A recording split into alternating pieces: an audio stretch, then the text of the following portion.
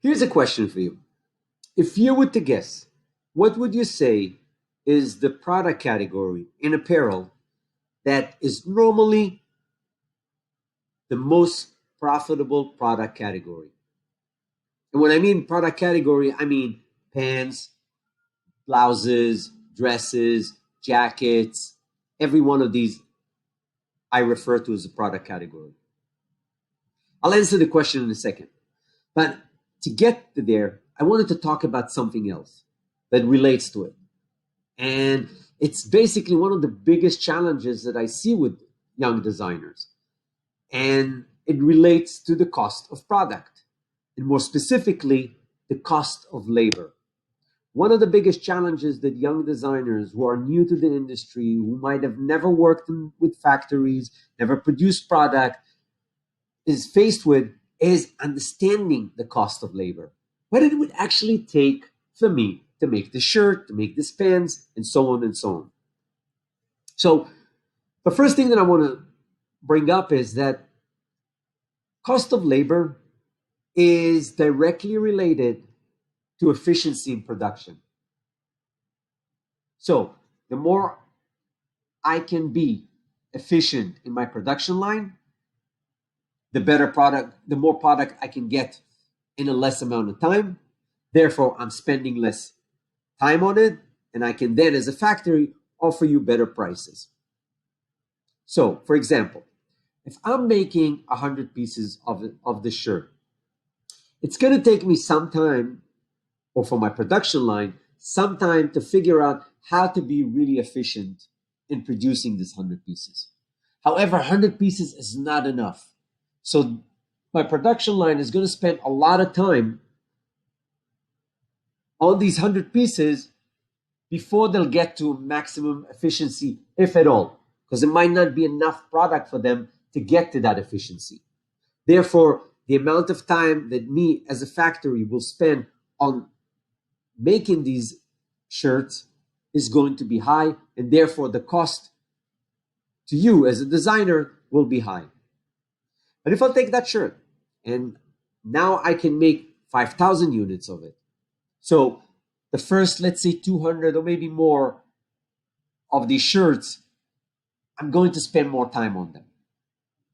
And as I'm figuring out the efficiency in my production line, by the time I'm finished with these few first hundreds, I can get to maximum efficiency.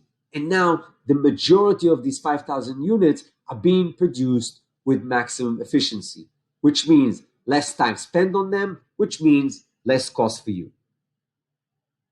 However, there's one thing that is usually tricky when we think about labor cost. And it's normally tricky because, or it's normally tricky if we think about it from the perspective of a retail price for an item. And I'll give you an example. Many times, if I look at an item, the retail price can give me sort of an assumption of how expensive or not the labor cost would be. But many times it's deceiving. So if I am, for example, I'm going to give two extreme examples to really illustrate the idea.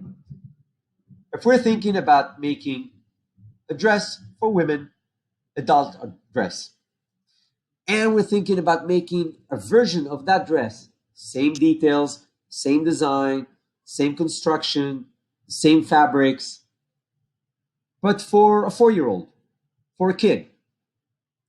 The amount of labor that will go into these two dresses is practically going to be the same.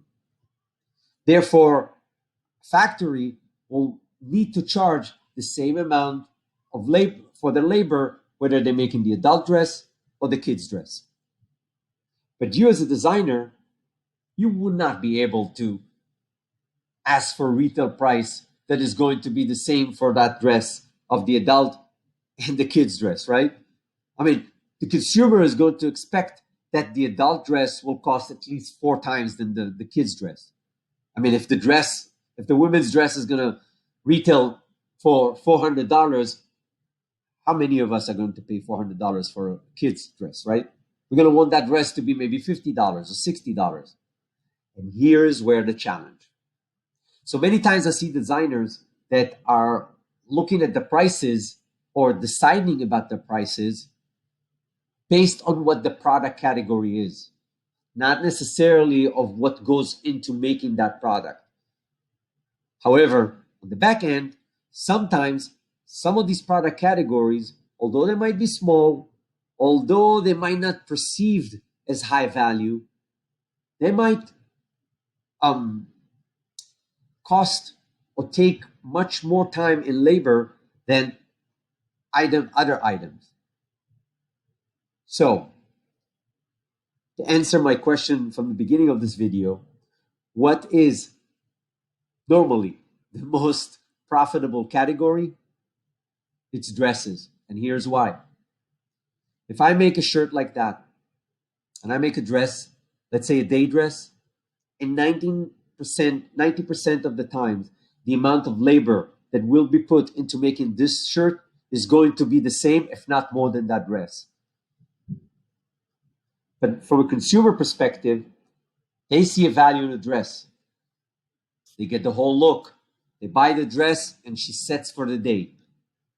When she looks into blouses, bottoms, separates, she will be willing to pay less than the dress, because in her mind, she knows she's going to need pants to go with that dress, or skirt to go with that shirt, or a skirt to go with that.